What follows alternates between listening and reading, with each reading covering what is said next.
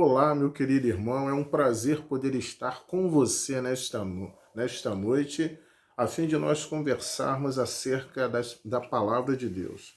Antes, porém, eu gostaria de pedir a você que você é, colocasse seu chat aqui, de tal forma que nós pudéssemos saber quem está acompanhando as lições.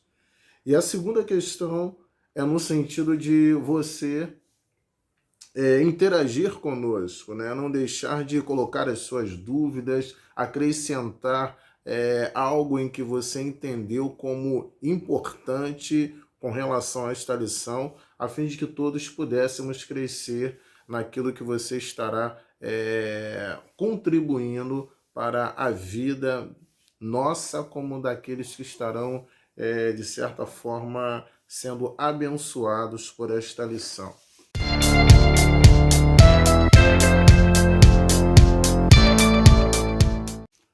Hoje eu gostaria de conversar com você sobre Elias e a oração da fé. Elias e a oração da fé.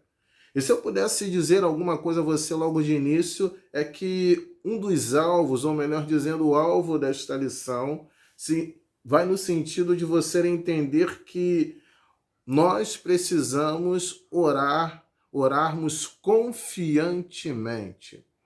Orarmos confiantemente é nós sabermos que, apesar das nossas debilidades, dos nossos problemas, das circunstâncias, bem como das nossas limitações, nós estamos sendo alcançados e ouvidos por Deus.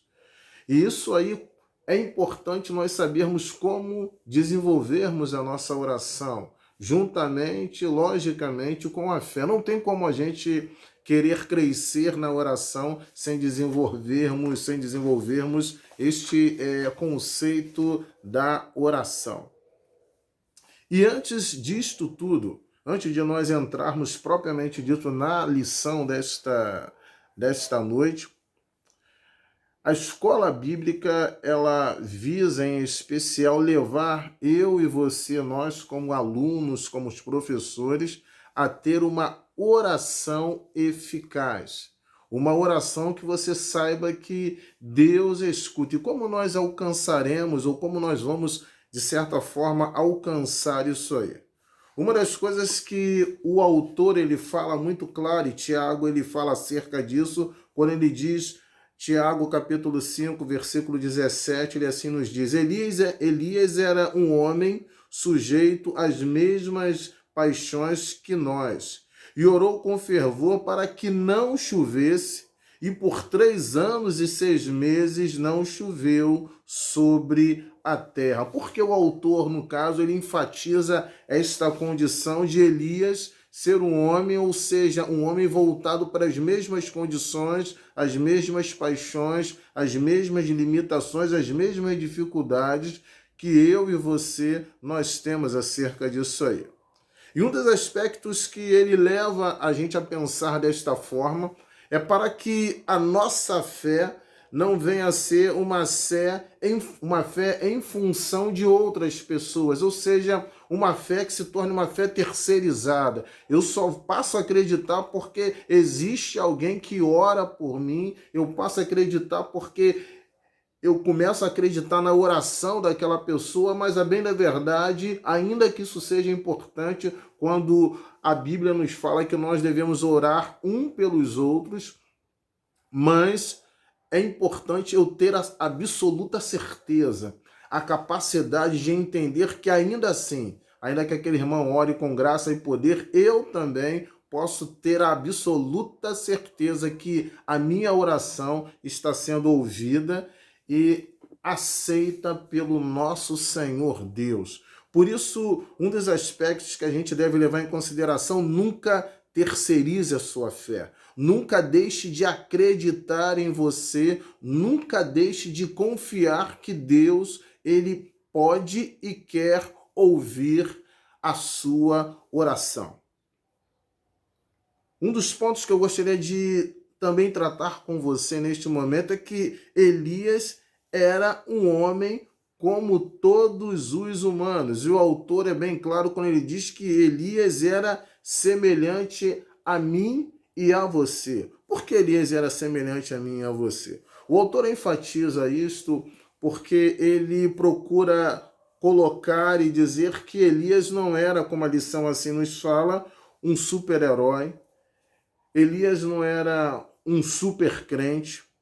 Elias não era um homem que tinha uma espiritualidade superior a qualquer outro crente. Pelo contrário, Elias ele tinha as mesmas debilidades, Elias tinha os mesmos problemas, Elias tinha as mesmas limitações. E por que o autor enfatiza isso aí? Porque o autor ele procura sinalizar e mostrar claramente o seguinte: olha, vocês vão ver que Elias, ainda que era um homem poderoso sim na oração, ainda que fosse um homem que o Senhor Deus ouvia e escutava o seu clamor, as suas súplicas, ainda assim era um homem que tinha algumas limitações, como todos nós temos. E uma destas limitações é o temor e o medo, quando ele procura enfatizar isso claramente em 1 Reis, capítulo 19, versículo 3, quando ele diz: temendo, pois, Elias, levantou-se para salvar a sua vida e se foi e chegou até Berseba. Analise que agora Elias, um homem que enfrentou os profetas de Baal, enfrentou o rei Acabe, enfrentou a sua mulher Jezabel, que era uma mulher muito temerosa, cruel, difícil. Mas esse homem que agora conseguiu desafiar os profetas de Baal e o culto a quem eles prestavam, que era o culto àquele Deus Baal. Esse homem que conseguiu mudar o quadro, mudar o que estava ocorrendo ali a ponto de levar as pessoas a entenderem que Deus de fato ouvia um ser humano, a ponto de mandar descer fogo do céu. Esse homem, após ter feito todas ter atuado em todos esses campos, em todas essas áreas, foi um homem que sentiu medo quando Jezabel o ameaçou. E ali fica claro em que foi um homem que se sentiu fraco, foi um homem que ele foi levado a perceber que, ainda assim, apesar de servir um Deus poderoso, ele, como ser humano, ele era igual a todos os outros. Não apenas ele, mas Paulo também enfrentou seus temores, bem como enfrentou as suas lutas. O autor é bem claro quando ele fala ali em 2 Coríntios. Eu pediria que você abrisse a sua Bíblia aí em 2 Coríntios, capítulo 12, versículo 10. E ele deixa claro acerca disso, 2 Coríntios, capítulo 12, versículo de número 10, quando ele deixa claro que, pelo que sinto prazer nas fraquezas, nas injúrias, nas necessidades, nas angústias, nas perseguições, por amor de Cristo, porque quando estou fraco, então eu sou forte. Paulo, ele atestou isso em sua vida, ele acreditou e entendeu que, apesar de ele ser fraco, apesar de ele ter as suas debilidades e ter as suas dificuldades e limitações, quando ele acreditava tudo isso a Deus, no sentido de confiar e acreditar em Deus, Deus poderia mudar este quadro através da fraqueza dele, porque ele concentrou todas as suas limitações nas mãos do Senhor. Então, Paulo foi um grande apóstolo, um homem que fez coisas extraordinárias, mas ainda assim Paulo assevera e mostra que nós, sendo homens usados por Deus, sendo pessoas, mulheres, sendo usadas por Deus, jovens, adolescentes, ainda assim sendo usados por Deus, nós podemos ter temores. O grande problema e o grande detalhe que nós devemos levar em consideração não é o fato de nós termos medo. Todos nós teremos medo. Isso é natural, é normal, isso faz parte da essência humana. Mas o detalhe que deve ser levado em consideração é que você não deve ser dominado pelo medo. E para você não ser dominado pelo medo, se faz necessário que você acredite e você confie claramente em Deus. Mas não apenas isto. Um outro aspecto é que mostra claramente a humanidade de Elias, é que Elias ele sentiu solidão. A palavra de Deus diz em 1 Reis, capítulo 19, versículo 4, e ela nos mostra que o autor ele procura enfatizar esse aspecto da solidão. E ele o faz através desse versículo: basta, toma agora, ó Senhor, a minha alma, pois não sou melhor do que os meus pais. Ou seja, nesse momento, Elias ele pediu pela sua morte. O interessante é que o Senhor não concedeu, até porque o Senhor não permitiu que Elias morresse. A Bíblia relata claramente que duas pessoas passaram pela mesma condição. Uma delas foi Enoque, que foi arrebatado, ou seja, não viu a morte, foi levado até Deus. E o outro homem que vivenciou esta grandiosidade foi Elias, que também foi levado numa carruagem de fogo aos céus, ou seja, ele não vivenciou a morte. Mas o autor é claro quando ele mostra diretamente que foi um homem que sentiu-se só, o homem que foi para uma caverna, o homem que se sentiu deprimido. E quando a gente chega a este aspecto, a gente percebe que temos que ter um determinado cuidado, uma ressalva que eu gostaria de fazer neste momento, é no sentido de que a depressão, a pessoa quando ela se sente só, abandonada, ela tende a ter determinadas atitudes e reações que até mesmo ela não se compreende. Nós poderíamos chamar, inclusive, isso de dissonância cognitiva. O que significa isso? Dissonância cognitiva é quando você pensa de uma maneira e você age de outra, você se comporta de outra forma, até mesmo se surpreendendo. E pessoas que se sentem só, pessoas que se sentem solitárias, elas por vezes tendem a se violentarem, ou seja, agredirem a sua moralidade, aquilo que elas julgam moral, correto, certo. Elas tendem a abrir mão também dos seus princípios, daquilo que elas creem, daquilo que elas acreditam. E aí, em função disso, começam a cometer aberrações, começam a ter determinadas atitudes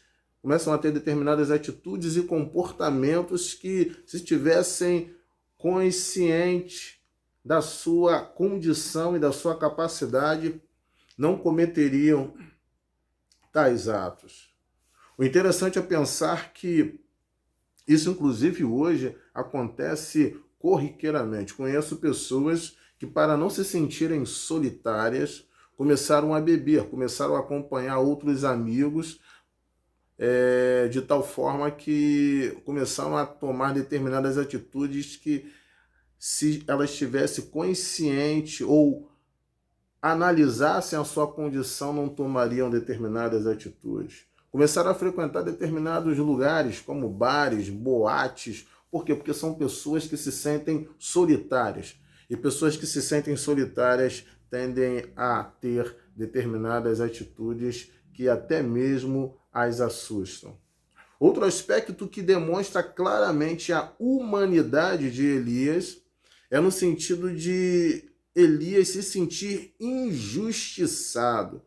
O profeta, ele claramente se queixa a Deus, ele procura dizer que, olha, Senhor, estou me sentindo solitário, sozinho, estou me sentindo, eu fiz inúmeras coisas, eu realizei inúmeras coisas em prol do teu reino, em prol da tua obra, lutei, confrontei, debati, discuti acerca disso aí, ou seja, defendi a fé, o Deus, de certa forma, quem eu cria e continuo crendo, e por conta disso tudo, por conta de todas estas questões, eu estou sendo agora perseguido, estou me sentindo injustiçado. Ele faz esta reclamação e, de certa forma, esta acusação contra o próprio Deus. E a gente percebe que pessoas que se sentem injustiçadas tendem a perder a noção daquilo que falam, daquilo que dizem, da maneira como se comporta, porque se o julga a única pessoa injustiçada, a única pessoa que está passando por aquele problema.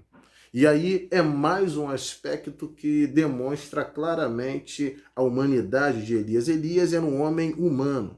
Mas um outro aspecto claro acerca disso aí é a ira de Elias. Nós poderíamos até dizer uma ira santa. Por que uma ira santa? Porque era uma ira voltada para o zelo da santidade de Deus. Era uma ira voltada para o cuidado ao culto monoteísta, ou seja, o culto direcionado a uma única divindade, ou seja, a um único Senhor, a um único Deus. Era um homem que confrontou a idolatria que era exercida e vivenciada entre aquele povo, aquele rei, aquela mulher, aquelas pessoas. E por conta disso tudo, Elias se sentiu irado. E aí mostra mais claramente o aspecto da humanidade de Elias. Portanto, a gente começa a perceber claramente que Elias, sim, era um homem humano, mas mais do que isso, o autor ele quer mostrar que Elias, ainda assim, com todas essas condições de se sentir sozinho, solitário, irado, temeroso, um homem que tinha temor, medo das coisas, ainda assim Deus o ouvia, Deus o escutava. Mas um outro aspecto de uma oração que, de certa forma, ela demonstra uma oração de fé, uma oração que pode sim, com as suas debilidades, com as suas dificuldades, com as suas limitações, com a sua humanidade, ser ouvida e escutada por Deus. É uma oração direcionada e blindada pela resistência. Por que blindada pela resistência? Quando você abre a sua Bíblia no livro de Tiago, eu gostaria que você abrisse comigo e acompanhasse essa leitura. Tiago, capítulo de número 5, versículo 17 e 18, vem dizendo, mais uma vez, Elias era um homem sujeito às mesmas paixões que nós, e orou com fervor para que não chovesse, e por 3 anos e 6 meses não choveu sobre a terra. Que maravilha, né? Mas não apenas isso. O versículo de número 18 diz que e orou outra vez, e o céu deu chuva, e a terra produziu o seu fruto. Ou seja, para não parecer algo como alguns dizem, olha, foi mera sorte, ele orou e de repente parou de chover. Mas ali é como se Deus estivesse confirmando, olha, eu estou atendendo a oração deste meu servo. Então Elias orou para que não chovesse. E depois, em dado momento, Elias voltou a orar para que voltasse a chover. E ali está claro e enfatizado que Deus, sim, ainda com toda a humanidade, ainda diante das nossas paixões, tende a nos ouvir. Mas a persistência, ela precisa fazer parte desta oração. A grande pergunta que eu faço a você, será que você é uma pessoa persistente?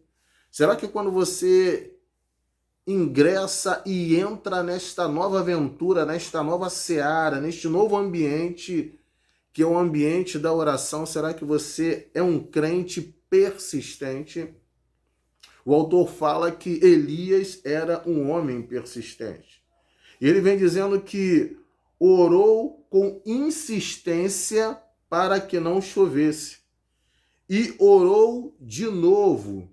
Ou seja, Elias era um homem que não se deixava vencer, não se deixava superar pelas dificuldades, pelos problemas, mas era um homem que insistia claramente, tacitamente na oração.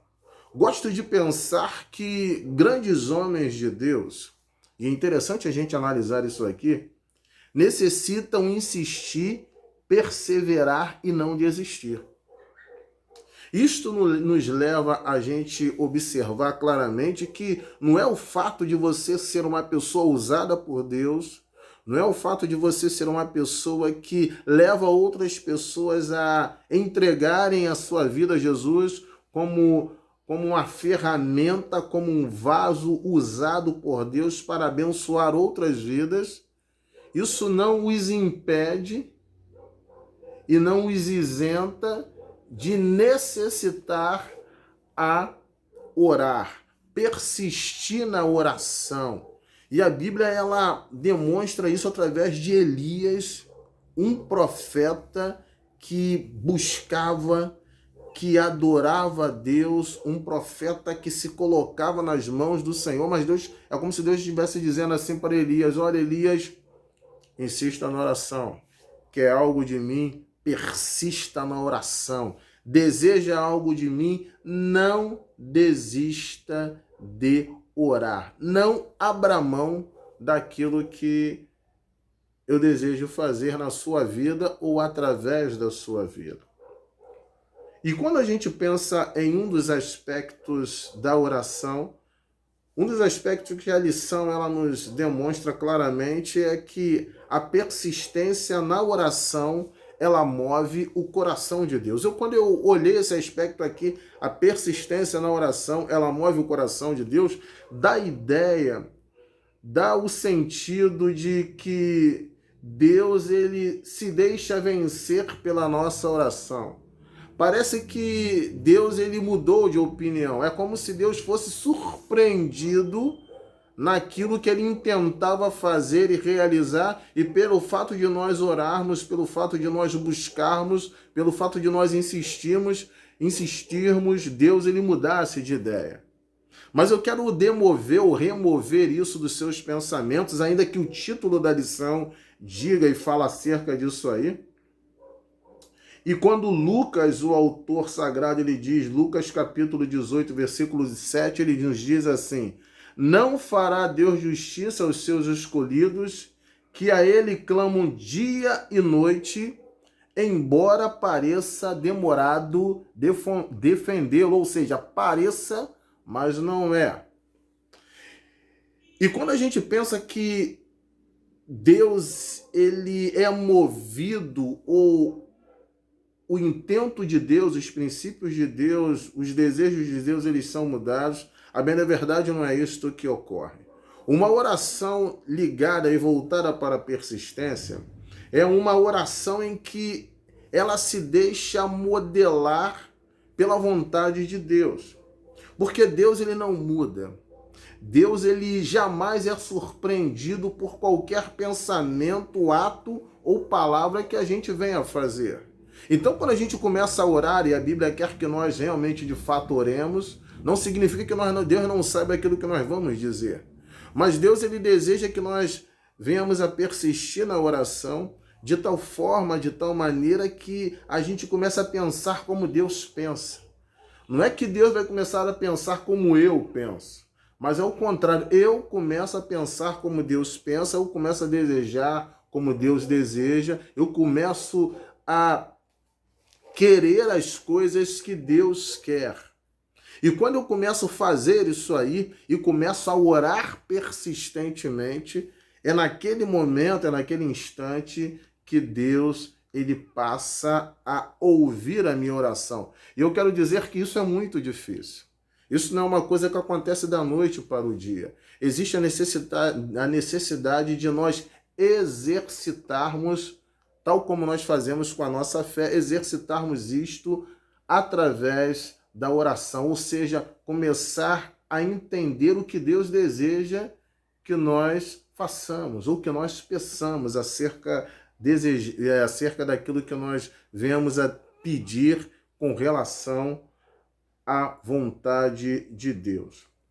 Mas não apenas isto, o autor, no capítulo de Tiago, ele trata acerca disso aí, Tiago capítulo 1, versículo de número 17, quando ele diz assim, ó, toda boa dádiva e todo dom perfeito vem do alto, descendo do Pai das luzes, em quem não há mudança nem sombra de variação. Ou seja, Deus ele não muda. O que Deus exige, o que Deus deseja, o que Deus quer é que nós realmente venhamos a mudar. Mudar em conformidade com a vontade de Deus.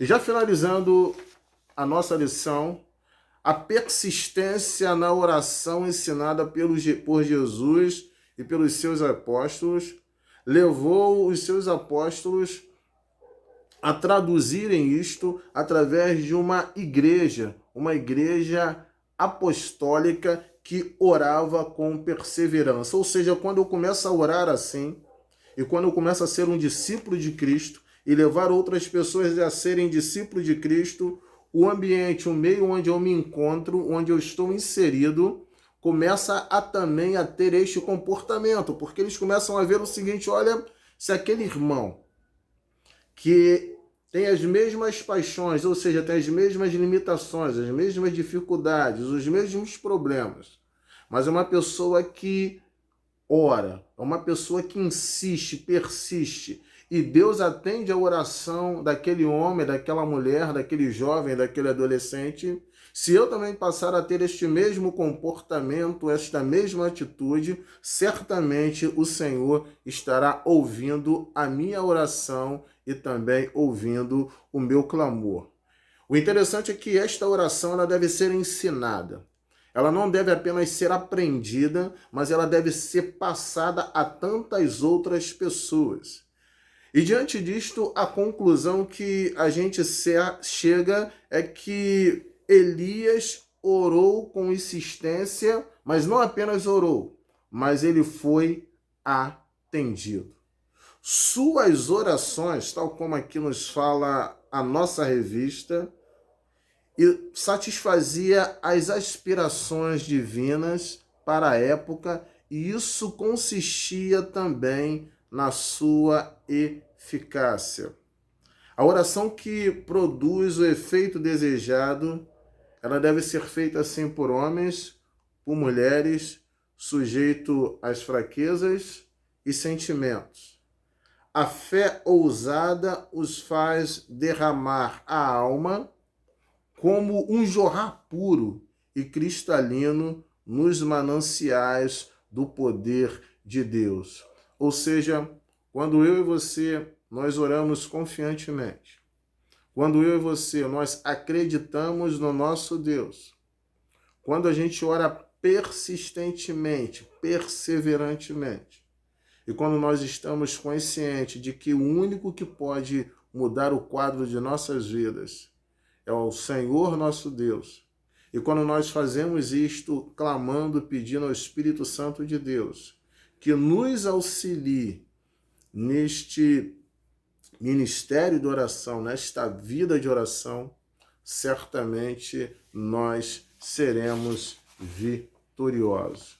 Por isso, não apenas Elias, o nosso desejo é que não apenas Elias venha a ser uma referência na sua vida, mas as atitudes dele, como um homem que orou, crendo e confiando em Deus, possa irradiar e levar Marias, Paulos, Ronaldos, enfim, vidas a terem uma oração de fé